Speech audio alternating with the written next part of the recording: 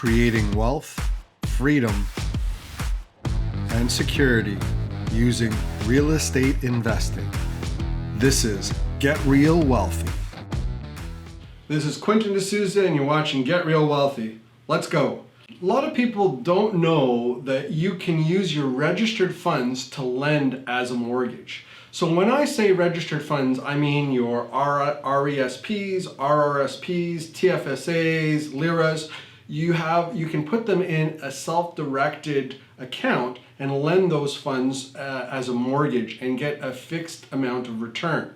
Now, what's really interesting about this is that you probably haven't heard this from your stock broker, because they're not actually making any money from this. So they wouldn't necessarily tell you that this is even an option. I both borrow and lend funds through my self-directed accounts. And I've done that. I borrowed hundreds of thousands from different people on our projects, and I've lent out hundreds of thousands to different people through my registered funds. And it's a great tool for you to be able to understand and use. So I want to go through a little bit of the rules here and how it works. So number one, it has to be arm's length. Now, arm's length means that it can't be my wife that I'm borrowing funds for to put into one of our projects. Doesn't make sense. That's not arm's length. It can't be my sister. It can't be somebody in my immediate family. But if I had a friend of mine who I grew up with and was interested in lending funds to me in a mortgage, then they could lend it to me, and that would be considered arm's length because we're not related. Okay, so that's one of the important keys that you need to have.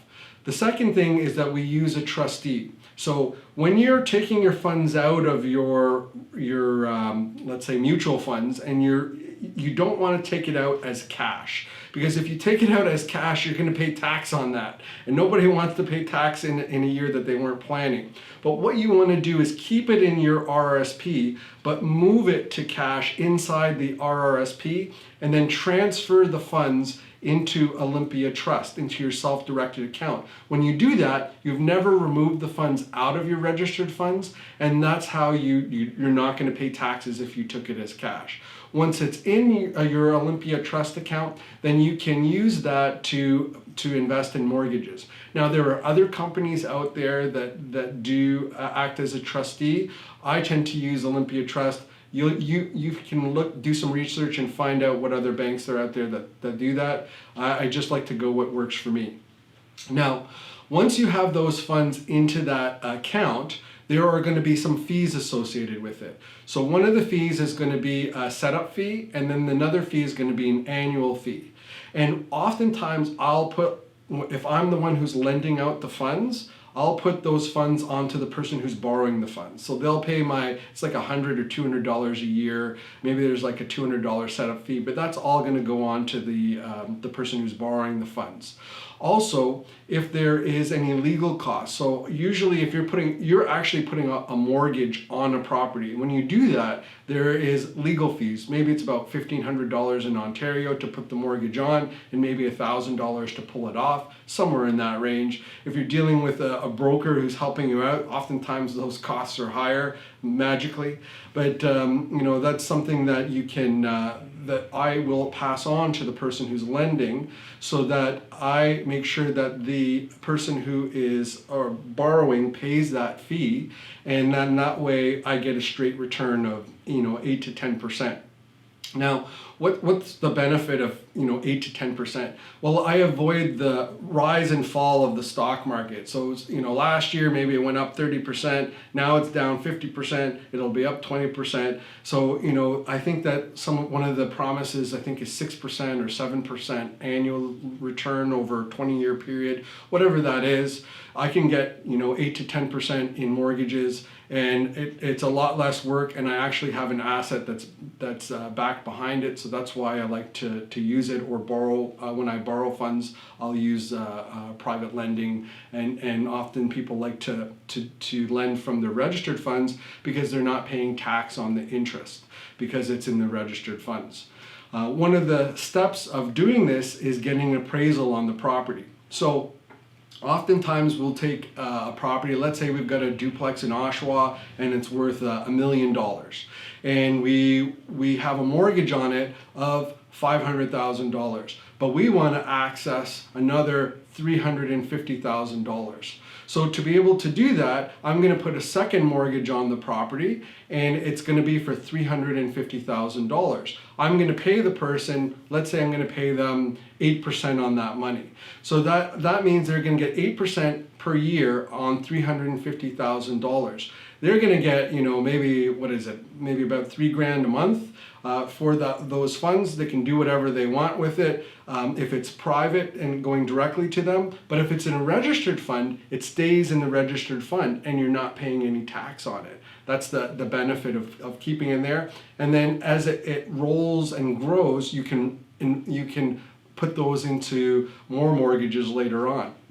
So it's a great strategy for be able to use registered funds and be able to get that done.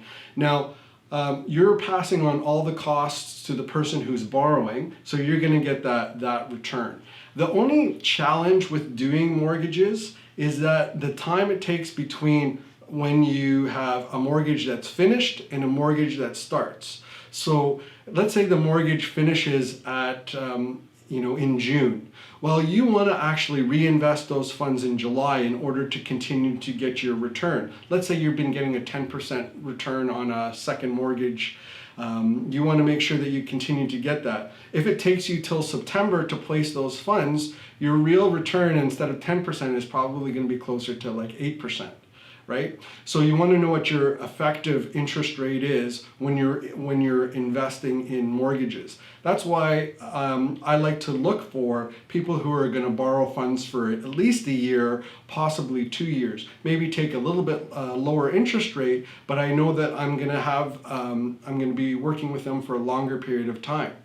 And what's really, really important about working with somebody is you need to understand that you're doing due diligence on the investor who's borrowing the funds and the business plan that they have. I've been investing in property since 2004. I've done 80 plus transactions. I've gone full cycle on many different deals. I've done flips. I've done rent to owns. I've done tons of different types of projects, wholesaled in the past. Now I just focus on apartment buildings, but I have that experience. You want to see somebody who has a depth of experience, not the person who's just doing this for the very first time, because that may be a warning sign for you. So you want to see that when you're lending funds that there's that experience there. You also want to see how they're going to pay you back. How do they plan to refinance the property in order to close out that mortgage and pay you back?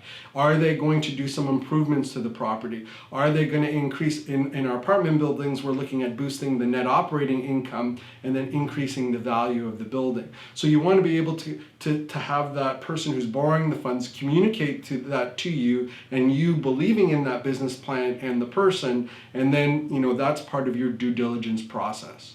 So in the end, using registered funds is a great tool for somebody who has a bunch of money in their registered accounts, is not happy with the stock market, maybe is looking for a more flat type of return, but in the 8 to 10% range perhaps. If you're doing like first mortgages, you can be in the 6 to 8% range. Still a great return, but it's a fixed return. So that's something that you should consider if you have registered funds, you want to borrow or you want to lend. If you're interested in learning more about this and being a lender or borrower, just reach out to me. I'm happy to have a conversation. Go into the description, visit quentindesouza.com and book a 15-minute discovery call, and we'll see if there's something that we can work together on. Have a great day, have a good one, and we'll see you on the next episode. Make sure to check out getrealwealthy.com. Until next time, I'm Quentin D'Souza. Get out there and take action.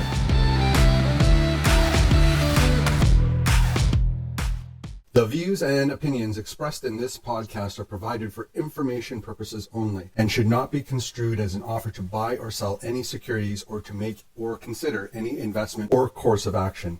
For more information, go to getrealwealthy.com.